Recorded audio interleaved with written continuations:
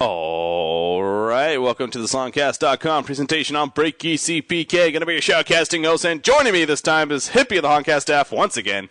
And this is the Honcast Daily Cast here on Tuesday, December 14th. And we are going back in time, going back to Sunday, and casting the best out of 3 series of the GosuGamers Losers Bracket, SK Gaming versus DWI. And what a series it's been. Game 1 was just a really good game, epic back and forth. In the end, DWI came out on top. Just crazy Mage Main farm from Sniper at 420 once again. Really did it, but just great all-around play, of course. SK Gaming, though, in Game 2, they came back, and they were like, yeah, we're going to show that we can stand strong. We're going to show that we are still definitely a team worthy of competing here, and they just dominated DWI right from the beginning, and they had about a 26-minute victory, I believe. So that's setting up here this Game 3, and this is going to be pretty epic. Again, the winner of this plays EG in the Losers Bracket Finals, and loser, you know, they're done, but they will be taking home $2,000. But you win this, you guarantee yourselves at least $3,000 with a chance to compete for $10,000 first place prize. So much on the line. Looking forward to it. Let's get it on. Like I said, though, I'm joined by Hippie of the Honcast staff once again. How you feeling, Hippie? I am excited because that was, like you said, some great games, completely different dynamics for the 2 games. One was, a fairly even back and forth until the Mage Main farm came out on top, like you said, and then just a brutal return from SK saying, we are not letting you take us out right here. We are not done yet. And we are going to keep on fighting until the very, very end. And just, after the previous 2 games, I can't guess that this last game will be anything short of epic.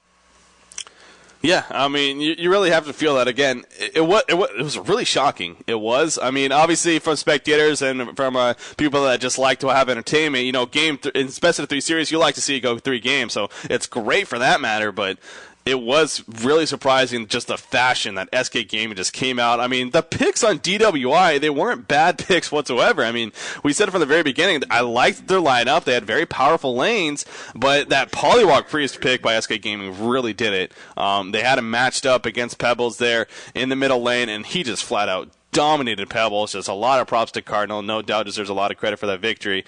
And Slicks just frankly got outplayed there and outmatched really in that middle lane. So, but Game 3 here, definitely expecting an awesome game once again. As always, again, the bands. Let's look at Andromeda, Bombardier, Bubbles, Thunderbringer, Tundra, and Pharaoh. So now from Game 2 to Game 3, Bubbles is the only different band. DWI seeing that SK Gaming really in both games. I believe he was played by SK, I believe, in both games. Yeah.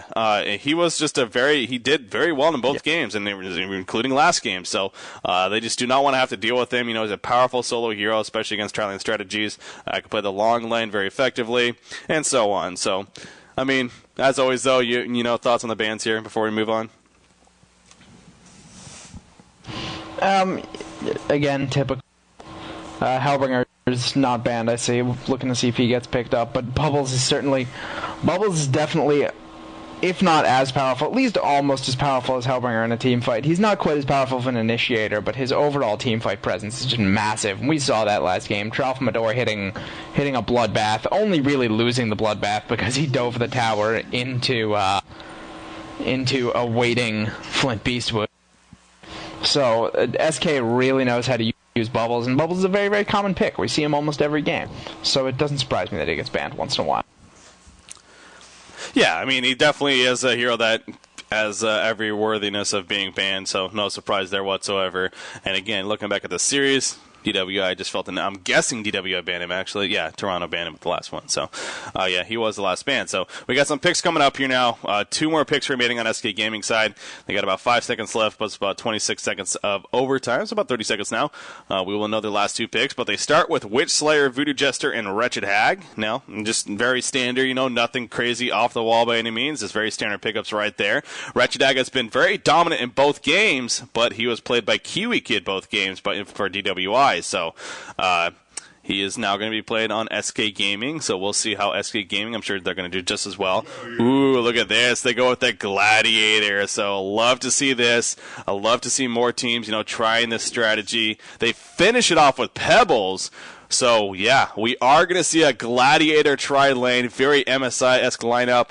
Not necessarily the solo lanes by any means, actually. It's just really the tri-lane. Obviously, MSI, you'd rarely see them on Wretched Hag and Pebbles, to be honest. But still, they got the lane set up. We pretty much can guarantee that we're going to see a tri-lane bottom with Gladiator, a Pebble solo mid, and a Wretched Hag top. I wouldn't expect anything else. That's just how you get that Gladiator so farmed up. But what do you think about SK Gaming going with this Gladiator tri-lane strategy here, Hippie?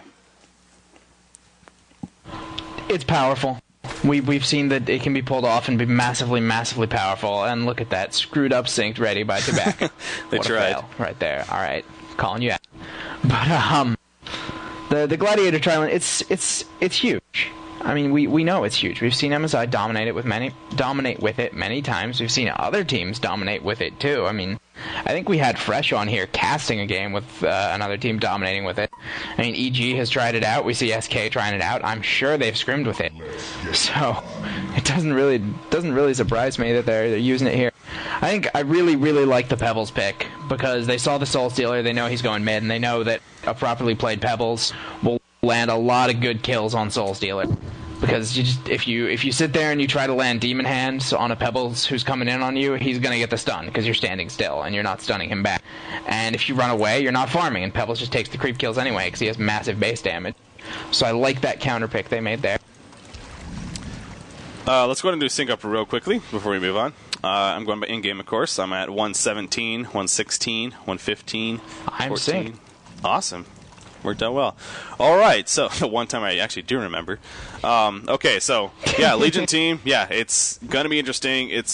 We like you said, we have seen other teams run it, but we have seen some teams be somewhat successful. But we've seen some teams just not work out whatsoever. I mean, it definitely has. There is an art to it. Just the tri-lane strategy in itself, let alone running with the Gladiator. I mean, Trixie has by all means. I mean, he's showing that he knows what he's doing, and he's definitely kind of formed this. This is how you play it, guys. Everyone else follow what I do, and we've definitely seen people try to impersonate that, and it is fairly difficult. So, well, good luck to SK Gaming. We'll see how they execute their strategy. As far as the Hellborn team, now, I kind of like their picks here. And, in fact, very interesting, though. Right? Actually, by the way, they choose to send the tri-lane to the top lane. I'm curious if they're doing that because they saw the Tempest pick up. And they want to actually, kind of throw DWI off guard. But DWI, they sent their tri-lane to the bottom lane. And they have Tempest currently top. I don't know if they're planning on him to actually play a lane Tempest and just planning on having him go up against, say, a Wretched Hag, and he would definitely be very dominant in that. So mind games going on right here by both teams. DWI, though, their pickups consist of Glacius, Soul Stealer, Tempest, Behemoth, and Forsaken Arch. And obviously Tempest, a really big standout pick there. Not a hero we've seen a whole lot lately in competitive play, but it kind of seems like we've been seeing a couple of teams try this more recently. They know that they're going up against a trial lane. Why not just get a jungle hero and just give up the trial lane and just jungle instead? But it does look like, though, Kiwi Kid from the very beginning is planning on doing a laning Tempest. So he's in the lane right now. Gladiator currently solo, however, as Voodoo Jester and Witch Slayer are roaming, looking to set up a gank here in the middle lane early on. That would be huge for SK Gaming, of course. Slicks is playing the Soul Stealer. Oh, he's in a lot of trouble, though. He pushed up way too far right there. You got to expect something is coming. A great fidget stun, though, but it doesn't look like it's going to be enough. Down goes Soul Stealer. Bloodlust kill coming out for SK Gaming, and that's why he overextended, because Behemoth and Glacius were also coming in, but it just so happened DWI's lineup got there a little bit faster, or excuse me, SK Gaming's lineup got there a little bit faster, so they come through with the hero kill, and Cardinal on Pebbles, he actually gets credit for the hero kill, so very good start for them. But yeah, interesting laning phase already right off the bat here. A lot of roaming going on. We basically have a try versus try lane in the middle. That's just unheard of. Well, that's kind of how we're set up right now. We have a fidget stun coming out, blocking the acid cocktail initiation, and it looks like they're both going to fall back. Meanwhile, at the top lane, Gladiator and Tempest once again going at it, but Tempest doing a decent job, I'm sure, with those minions of pressuring him. But while we have a little bit of break in action here, your thoughts on the Hellborn side, Hippie? Hellborn side is all about AoE and initiation. If they get portal keys going on Tempest and Behemoth, they are going to be unfreaking stoppable.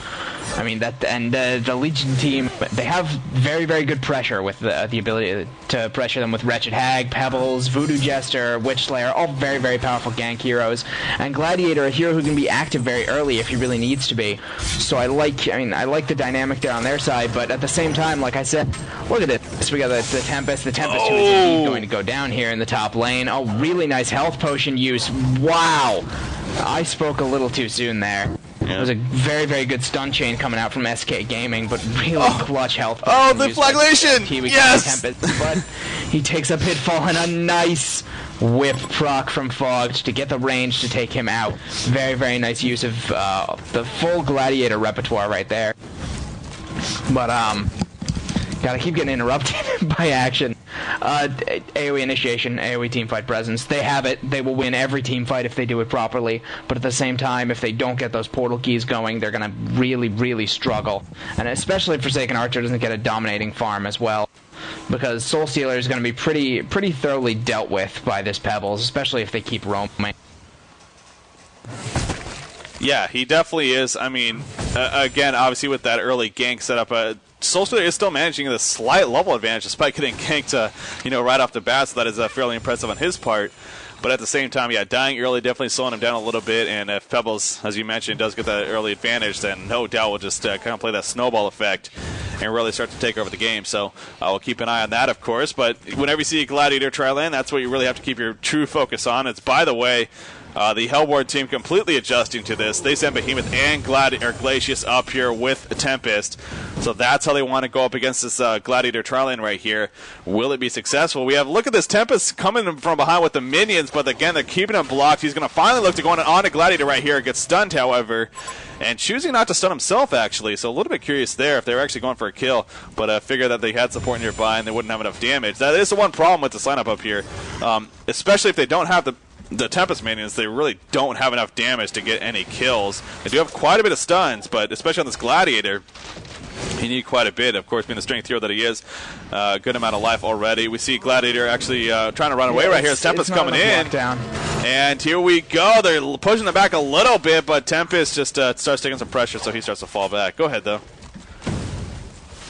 It's just not enough damage after the lockdown. Without the Tempest minions. And the trick is, for this tri-lane to be successful, they have to be getting kills. This is not a farming tri-lane. They don't have a hero up here who needs massive early farm. If they wanted to get a fast farm on Tempest, they could just throw him in the jungle.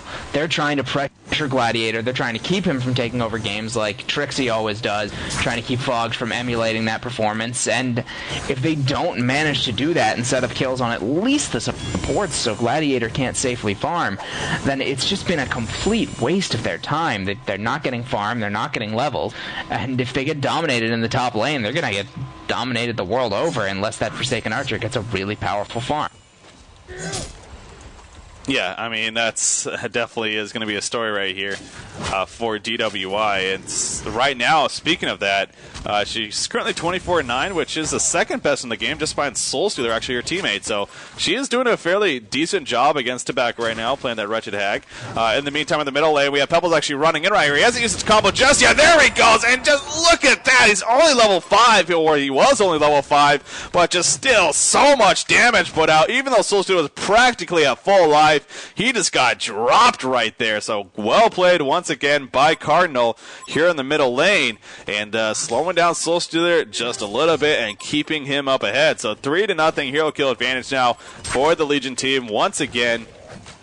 And SK Gaming, not necessarily after the crazy fast start that they were last game, but still are off to a better start, definitely. And Gladiator right now pressuring Tempest a little bit, but Tempest just falls back. Again, they just don't have enough. I mean, they need all 3 here, let alone they only have 2 here right now, but they just don't have enough damage output to really scare Gladiator enough. I mean, sure, like we were talking about, they have that stun potential, but they just don't have enough follow-up damage, and Gladiator knows that. He's like, you know what, use your cooldowns, use your mana, that's fine. I'll just stand my ground, and we'll perhaps turn it around. In fact, they're going to try to catch Tempest there. He lands a pitfall. Great placement on top of that graveyard stun, and down goes Tempest. So once again, great play, and Fog with a hero kill. That's a second now, and a 4-0 hero kill advantage here for SK Gaming. Again, they're off to a fantastic start here, and it starts with this Gladiator who is getting a farm thanks to several hero kills as well. Yeah, I mean, Definitely. They just don't have the power up there to take out a strength carry, as we discussed, and that's going to lead to him getting a good farm.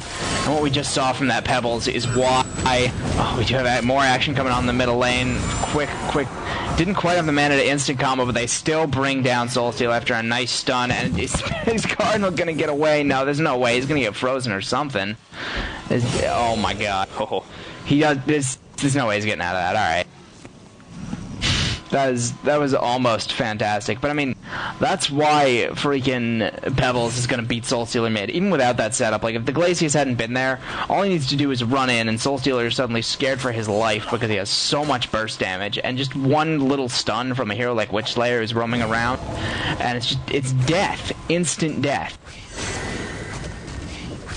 Yeah, it really is. As Gladiator gets caught right here, he's talking in chat a little bit, not sure what about, but pressures Soulstealer a little bit as he runs up. His chariot missed by like an inch. Oh, okay. Like, just barely missed, and it looked like it hit, so I know what he's talking about. Yeah, he caught the tail end of that, so that's unfortunate, though. But you even see Soulstealer coming up there, though. I don't know if he's planning to set up a kill or if he's just saying, you know what, screw it, I'm going to come up here to farm. We'll see how successful he is with that. Forsaken Archer, in the meantime, in a lot of trouble, trying to juke right here, but the Stalagmites come out, and Forsaken Archer taking a lot of damage, throwing out the ultimate, but not going to be enough. Eventually gets taken out by the combination of Wretched Hag and Pebbles. So Pebbles already on the move. He's now up to 255 gold per minute. He's got his bottle. He's working on those steam boots, actually. And yeah, sets up yet another kill, this time onto Forsaken Archer. So, you know, the next target in line, if you can't kill Soulstealer, kill Forsaken Archer. And sure enough, does it right there. So, again, SK Gaming in a great spot. Wretched Hag barely getting away right there, but does get away. That's the important fact. Will be level 8 very shortly. And that's, you know, him and Pebbles. They're both heroes. They didn't even need each other. I mean, they could just do it individually. They could just set up ganks by themselves. But you put them together, I mean, whoever they jump in this game, they're going to stand absolutely no chance. So Tempest, in the meantime, he was in the jungle for a little bit, but now he's currently in the middle lane. But again, his gold farm just really isn't that great. He spent too much time in the top lane if he was truly going for an effective farm. But like you said, maybe they're going for the aggressive tri-lane strategy. It really, whether it's just lack of execution or just, I don't know, it just didn't work out, though, for DWI.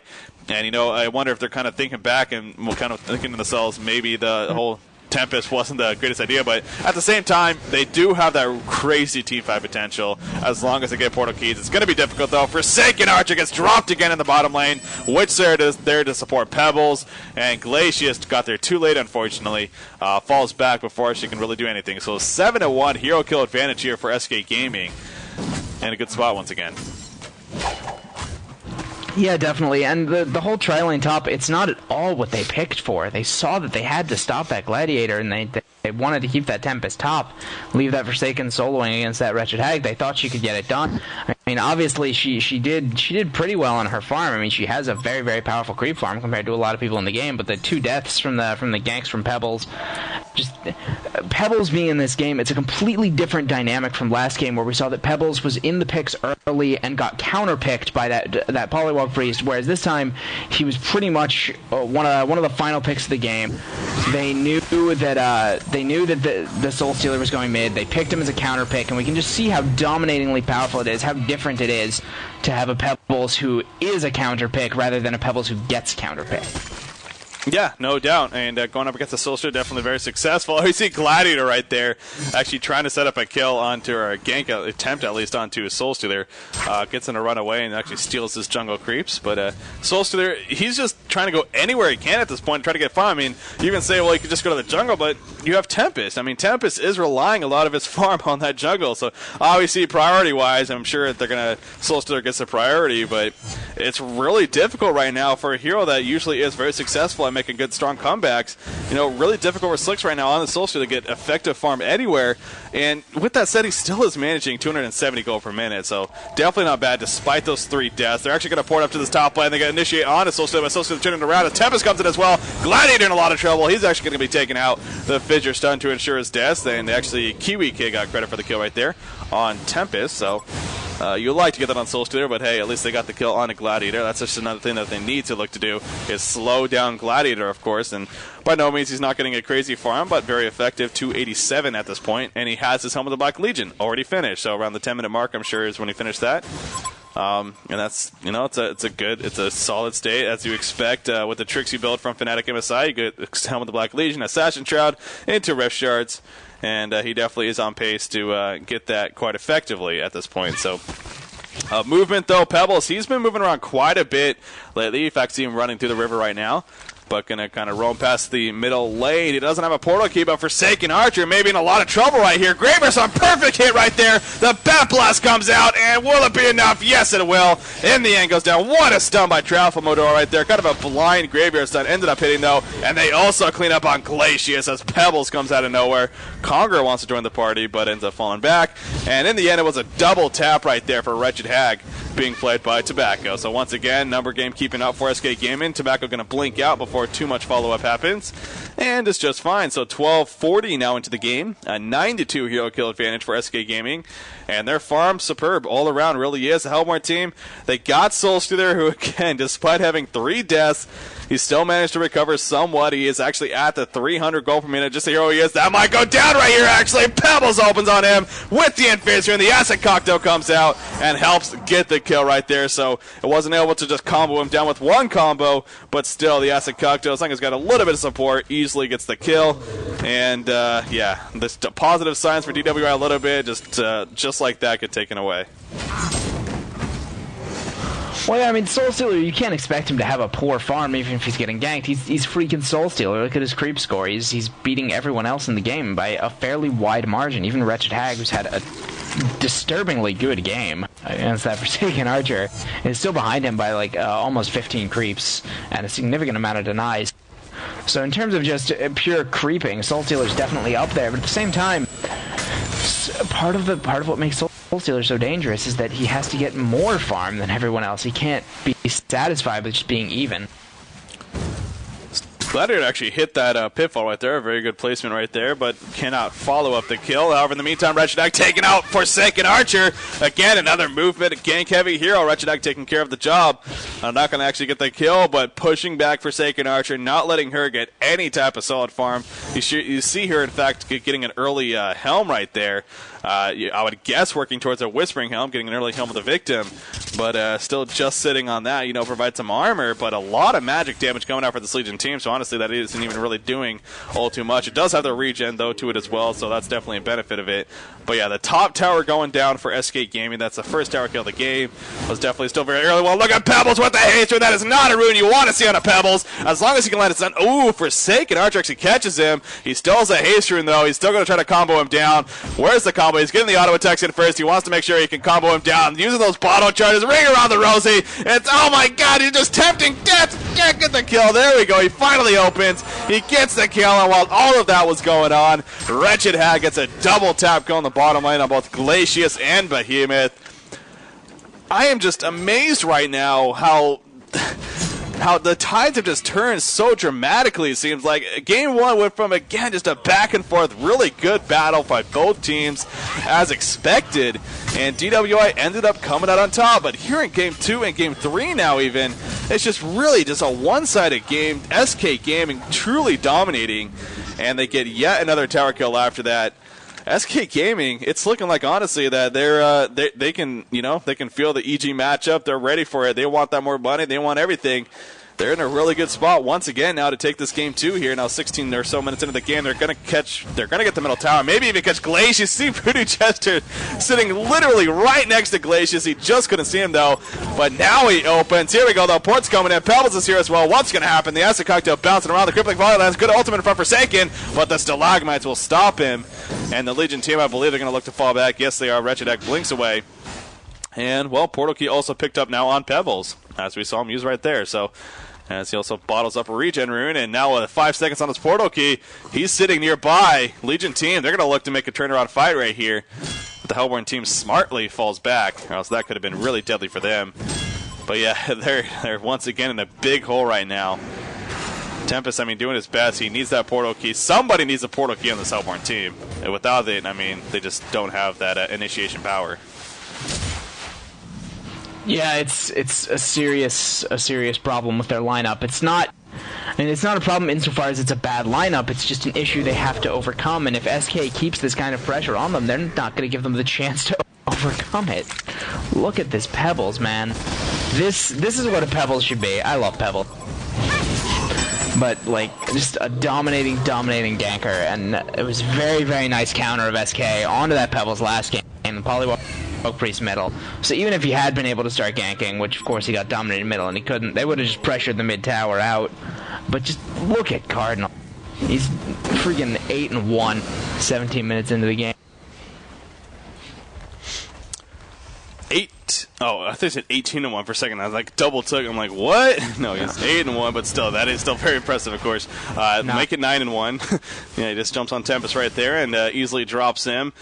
Again, kind of going back to last game, I know DWI, they don't want to see it. This is it. I mean, they lose here, they're done, obviously. So they're just going to give it their all, but I just can't. There's just no really entertainingly positive signs for them. I mean, even the Soul Stealer, despite even his farm has dropped drastically. I mean, he was above the 300 gold per minute for a while there after recovering nicely, but now he's back down to 230. He's just sitting on that Mighty Blade after the Steam Boots and Bottle pickup. You know he wants that Shrunken Head, which no doubt would be a very useful item on him for this game.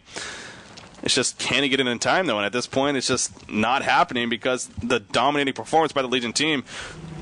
They're a very, very active team, which is, of course, what is the result of heroes like Pebbles and a Wretched Hag. And you always have in the back of your mind, and once again, Pebbles jumps up Forsaken Archer right there, takes him out. Look at this, Behemoth Yevon uses ultimate right there just to try to survive. In comes Voodoo Jester. Oh, he gets stunned out immediately, though, as soon as he put the ultimate out. That's unfortunate. Pebbles is actually still there, but ends up getting taken out by Glacius, actually. The creep waves also doing their job, and Voodoo Jester, you're going to be dying here, buddy. Kind of put yourself in a bad... Are you kidding me? Wow. Well, that was a desperate, interesting choice right there. And Soulster, in the end, I mean, now would have been a much better time to use the Tempest ultimate. Not sure what the hell Kiwi Kid was thinking right there, frankly. I mean, that was just really just a bad decision on his part. All out, in no case was that a smart decision. Wretched Hag will not be able to port away, though. He ends up getting taken out. But, my only guess is that he thought he was porting out, so he figured they needed to stun him. I mean, even though it was just Voodoo Jester, like, I don't know why he would use an ultimate right there. And like I said, it would have been much more useful perhaps later on in that team fight. But in the end, I mean, they come out with numbers advantage, but Soulstealer did die once again, so that's pretty bad. Shroud picked up on Gladiator. Uh-oh. Yeah, he's been kind of quiet lately, but that's dangerous. I mean, he's just getting his farm on. If they're winning team fights without him and they're getting the KD advantage without him and he just sits there farming, that's a good thing. Oh, yeah. Oh, Cardinal. I mentioned I love you. I should just keep my camera on Pebbles, because it's like, that always happens in games like this with Pebbles. Literally, if I'm not keeping my camera on him, I will not catch the action, unfortunately, unless I see it coming up, obviously, of course, too. But he's already got a warp cleft. Yeah, he's going for an early demonic breastplate, which, with the warp cleft and the ring mill, I mean, he's definitely on his way. Yeah, I mean, it's certainly an expensive recipe, but at the same time, the biggest part is that warp cleft, and that's also, to Pebbles, the most useful part. And look at his swing speed, swinging for 200 damage, swinging incredibly fast, probably significantly faster than that Forsaken Archer, who should be the one we would expect to swing really fast at this point. I think the real issue here is that Soul Stealer needed a 20-minute Shrunken Head, and he's nowhere near that. He doesn't even have the Warhammer. He's been getting ganked all game. They've done a beautiful job of keeping him down. 1-6. 0-6 is Forsaken Archer. They've been focusing down these carries, popping them whenever they see them. Cardinal playing that Pebbles perfectly. Just to the point where DWI, they can't do anything about it, and they need to get the safe farm like Soul Stealer is taken from his Ancients right there, but he needs to kind of hide almost until he has that Shrunken Head. But with the amount of pressure the Legion is putting on, I don't think he has the time. He really doesn't. I mean, it sucks because, again, I know, if anything, I was hoping for some another great game once again, but nothing against SK Gaming, because by all means they deserve this victory in the way they're just dominating right now. There's just great play all around by them. Cardinal especially. I mean, he's kind of just come out of nowhere. I mean, again, he's always been a good player, sure, but honestly, I don't ever necessarily remember seeing him as the standout player for this team, but both Game 2 and Game 3 now. I mean, he has been the standout. Game 2, of course, he was the Polywog Priest, and now here in Game 3 playing the Pebbles, he's been the standout player. Definitely deserves a lot of credit for SK Game, and a big reason why they are being so dominant right now, and even playing without Angry Testy, they're still doing just fine, like we had in the conversation in Game 1. But what's Cardinal playing in Game 1, by the way? Actually, I was trying to remember that. I can't recall which hero he was playing. Game 1, Cardinal was Bubbles. Okay, so yeah, even Bubbles, he did a very good job in Game 1. So yeah, Cardinal throughout this whole series, I mean, he's definitely done an excellent job. Very big reason, but of course, as a team, and they really have been playing superb, especially in Game 2 and 3 here. Just teamwork and coordination seems to be on the ball. Let's go ahead and fast forward through this. I kind of just got distracted there. Forgot we were even in a pause. But looks like game 30-10. Get a 30-10, and then we'll be good. All right, I'm good. All right, let's go. 3, 2, 1, go. 11, 12, 13. Good. Okay. But yeah, so Wretched Hag, I mean, on top of it, Wretched Hag is a level 3 puzzle box already, you know, a 20-minute level 3 puzzle box. That's just another item where it's just like, are you kidding me style? That's kind of ridiculous that he already has that. Hellborn team, they're already down to 1 secondary tower, that, and then, of course, their base towers at this point. And this last secondary remaining tower is only about 470 life. And that's the thing as well. I mean, the Legion team, both games, they haven't necessarily had a strong tower-pushing team, but it's just because of their overwhelming dominance that they've been able to do this. Gladiator pushing out in front. He's going to get frozen right here. Did he use the ult? No, he used a pitfall right there. Actually catching for a second. Now Drac comes the Behemoth. Fidget's done. Wretched Hag blinks right over it, though. Witch there kind of caught up to the side here as well. Tempest jump in. He is caught, though. His cooldown is still not up for his ultimate, and that Gladiator ultimate going to help take him out. Now this chase is on to Solstice there. He will be fine after getting crit there by Gladiator, but forcing to fall back. He is the sole survivor right here. Oh, he accidentally chucked Gladiator right there. He wanted to check Solstice there. It's not going to matter, though. The stalagmites come out. That kills Solstice there. A genocide for the Legion team. Absolutely no one dying. They're going to clean up the middle here. Are we going to see a GG concede already? Who knows? Invulnerability, though, is used. It shows that GWI, they still want to stay in this game. They want to try to make a comeback here, but it's just looking so grim. Wow, what initiation from Pebbles right there. He jumps onto Behemoth, throws him into the group. Behemoth wanted to get his ultimate off, but the Hex followed from Witch Slayer, and he could not cast a single ability. And now we have Voodoo Jester trying to run away. They're going to look to clean up the melee racks. 2 players coming in. Tempest now has his ultimate. Will he look to use it right here? He's throwing out a Comet, doing some damage, trying to harass, trying to scare them off. That is not going to happen, though. SK Gaming just too strong. Fog, though, is taking a lot of pressure now. Is Tempest going to chase? There goes the Assassin Shroud, and he will indeed get away. So the melee racks was taken out. The big-time damage was done by SK Gaming. And now 22-plus minutes into the game. I mean, Congore's still up. They choose not to go Congo for that, though. Not worth it, but yeah. 25-5 in hero kills. Let me just say, it takes some serious balls to throw a Behemoth into your entire team, and some real confidence that he's going to get locked down the second he gets there. So it was really, really dangerous move by Cardinal, and it's certainly paid off, and that's a testament to how well coordinated SK is playing this game. But man, does that take some stone. Yeah, it does. I mean, that is one of those heroes where, you know, it's the same thing with like a swap from Andromeda, or what used to be the Kraken ultimate. It's like, sure, it's a great ultimate, it's a great ability, but there are some heroes that it might not be too effective on, and Behemoth is definitely one of those, because obviously he benefits off of getting thrown into big team fights like that. But at the same time, like you suggested, Witchslayer was right on top. They had communication. He knew that he was getting checked in and hexed him immediately, preventing any skills from being casted, and thus resulted in an easy kill. So Solstice there, he keeps going back to these Ancients. He's still just sitting on that Mighty Blade. That is just, oh my god, unfortunate. He's 2,000 gold saved up, though, so he can at least get the Warhammer now. Now he just, so he needs 2,900 gold in total for the Warhammer and the pattern, so about 1,000 more gold. He will have a Shrunken Head, but again, it's one of those, okay, and then now that you have your Shrunken Head, the other team has their other items, and it's just, you're just one tier behind, unfortunately. Head, Gladiator has Rift Shards. Yeah, he already has Rift Shards. Wow, yeah. Ooh, what's happening down here, by the way? Oh, Solskjaer dropping low. There's a Tempest ultimate actually catching Wretched Egg. They want to make sure they kill her. They do. So that was a much better use of it. And they actually saved Solskjaer. Holy crap. I didn't catch the beginning of that. But Voodoo Chester and Witch Slayer, they ended up going down as well. So DWI, they did a good job right there protecting Solskjaer and actually coming up with 3 hero kills. So not too bad on their part. That was a great team fight. I mean, they did exactly what they needed to do. They caught SK off guard. The problem is that they need to do that at least 3 or 4 more times to have a chance of coming back into this. And usually once you catch a team overconfident once, you don't get them again. Although, as I say that, Cardinal growing some huge balls and getting himself killed. Oops.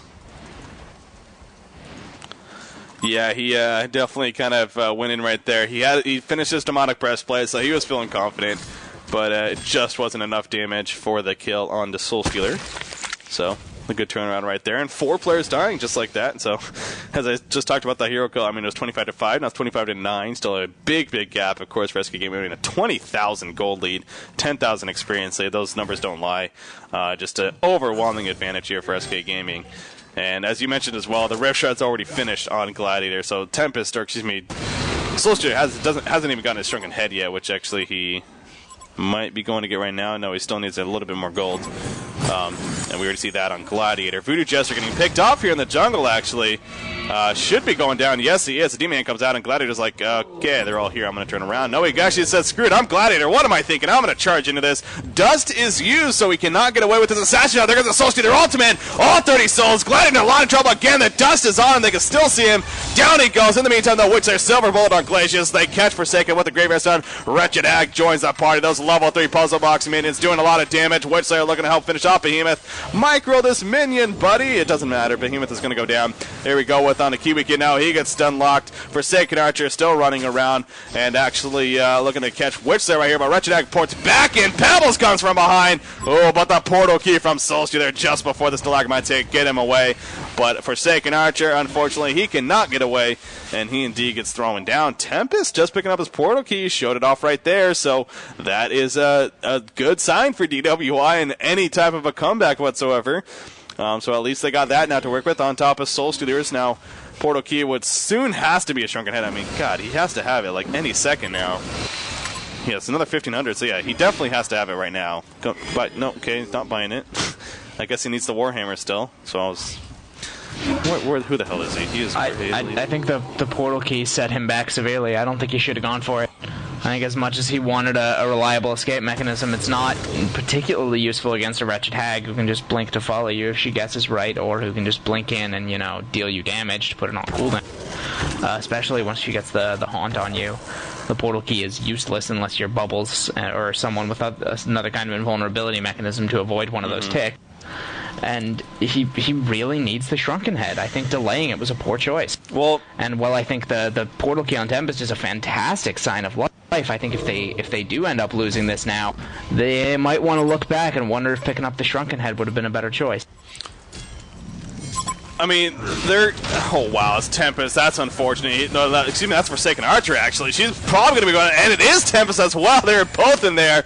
And he goes down as well. Oh, man, that's what DWI did not need. They needed everyone up to defend their base, but now with Tempest especially dying that series. But what I was going to say, I mean, it seems like DWI also, because of the state... Because of where they're at, it's kind of one of those, you know, we got to do something really risky. And sure, as Soulstealer going for a portal key before Shrunken Head in this game definitely is very, very risky. But I'm pretty sure they're banking on Tempest landing a very good ultimate and Soulstealer being able to follow it up because he catches nearly everyone, at least all the heroes that can stun him out, and thus being, well, 4 out of the 5 heroes in this case. So it's very, very difficult. But even though he's going to jump in, there goes Tempest as well. The Tempest ultimate, no, but the Talbot Command pushes them right out of it. They are still alive, but an overwhelming damage on the Hellborn side. 3 players end up dying. However, 2 players end up dying. Forsaken Archer was not up. That's unfortunate. If she was up through all that, could have been a little bit different, but she just resurrected. Voodoo Chester looking to get away, but the team fight power showing off right there by DWI. So, again, as long as they have this line up, if they can catch the Legion team in team fights like that, maybe this game isn't as over as we thought. But we'll have to wait and see how that continues. As it did, Behemoth also got his portal keys, so they got the 3 portal keys now. I mean, that was the big factor that we were talking about from the very beginning. And although Solstice doesn't have a Shrunken Head yet, he's actually going to have it in a matter of about 200 gold or so. So that whole discussion, it ended up paying off. It worked out right there, and now he will be able to pick up the Shrunken Head. So now, of course, he'll have both, and that's where he becomes, of course, more and more powerful. So as funny as it may seem, or it may sound, frankly, it's honestly DWI not as out of it anymore. No, the portal keys are huge, certainly, but I don't think they needed it as quickly on Soulstealer. I think Tempest and Behemoth is plenty to win any team fight. Soulstealer could have gotten a Shrunken Head and not got picked off a million times. At the same time, the portal keys are signs of life, but when you see that Gladiator is equaling Soulstealer in creep kills and has 4 less deaths, you're having some problems. Yeah, I mean, 32 to 15 hero code advantage. It still is clearly a favorite game for SK, and no doubt they are still in the advantage. But you just at least like to see the signs of what was looking like to be just a dominating performance for SK, and once again, just another quick game. At least CWI, they're making more of this one than they were in Game 2. But Token of Life is going to be something else they're going to have to deal with now, as we see Kongor dropping really fast. And sure enough, getting taken out right there. So Pebbles is actually going to pick up the Token of Life. I love it on him. A lot of people may have thought, someone like Gladiator, but I think it makes a lot of sense on Pebbles because he's in the front of those team fights. He gets his combo off. He resurrects, and he can do another combo. So good pickup right there. And here we go with the bottom tower push. All 5 of them up. They're pushing it in. They do not have a Tempest Ultimate for another 40 seconds. And I'm sure SK Gaming knows this. They're going to jump way past the tower, looking for Forsaken Archer, dropping really fast right there. And in fact, Tempest gets picked off, so even when his ultimate's going to be up, he will not be alive, unfortunately. A showdown comes up, catching Behemoth. He gets the ultimate off at the last second, but just not maximum damage. Solstice gets his ultimate off, but wow, what a spread by SK Gaming. They all just ran away in different directions. Pebbles cleaning up in the background. Again, he still has that token of life, so even if he dies here, he doesn't care. He's not going to die, though. He cleans up on Soulstealer. A genocide for the Legion team, and that may just do it. I think SK Gaming are going to be moving on here with this victory in Game 3. Wow, again, just a story of just completely opposite games. The GG's come out. That should officially do it. Game 1, just so back and forth, really even what we expected. Game 2 and 3, though, completely one-sided in favor of SK Gaming, and they come out on top. So, how about that? Your final thoughts on this game and series, Hippie? I don't really know what to say. I'm happy. I love SK. I know I said that earlier. They're probably my favorite team to root for. I mean, Cardinal in all 3 games. I think it was just a huge story. Even in the first game where they lost, he just had such a fantastic performance. Even then, just very, very solid play from him. I was very, very impressed all 3 games. Yeah, it was a very, very impressive game all around, or series all around, for both teams, really. I mean, especially in Game 1, like I keep going back to. But yeah, in the end, it's just, wow. Fuck, just some crazy damage at the end, just overtime fun. But yeah, SK Gaming, I mean, with this performance right here, especially without Angry Testing, there was a really, really good performance against a very, very good team. They guarantee themselves now $3,000 at least, and they all play EG in the Losers Bracket Finals. I'm sure that'll happen this weekend. Again, there's no confirmation yet. We'll get that figured out. But when that happens, of course, we'll be on top of covering it. But especially with what's been happening with EG lately, and, kind of their mindset, it seems like, not only losing to MSI, but they lost in the semifinals to INFS, that new team, and the Game Replays tournament recently as well. I would not be surprised if SK Gaming comes out with their A game like they did here tonight, and definitely at least give EG a run for the money, if not make it very exciting, and if not, even move on. So that's gonna be a great series. It really is. I'm really feeling the old school 5 versus We Heart Pigs there, especially after seeing this performance by SK. Definitely a team that's kind of up and down, but after this match, really looking forward to seeing more of them once again.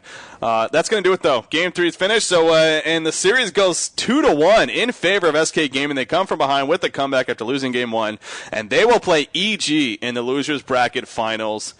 stay tuned for that. It's going to be a lot of fun. And as always, stay tuned to Honcast.com for much, much more coverage. Thanks for tuning into our Honcast Daily, guys. Again, every Monday through Thursday, pending, something that comes up, but trying to do as much as possible. Consistency, 1 p.m. Pacific, 10 p.m. CET. So definitely tune in tomorrow as well. And that's going to do it for today. So thanks for tuning in, guys. And yeah, stay tuned to Honcast. Add us on Facebook and Twitter, by the way, for updates and everything. Makes it easy. Thanks for tuning in. Have a good night.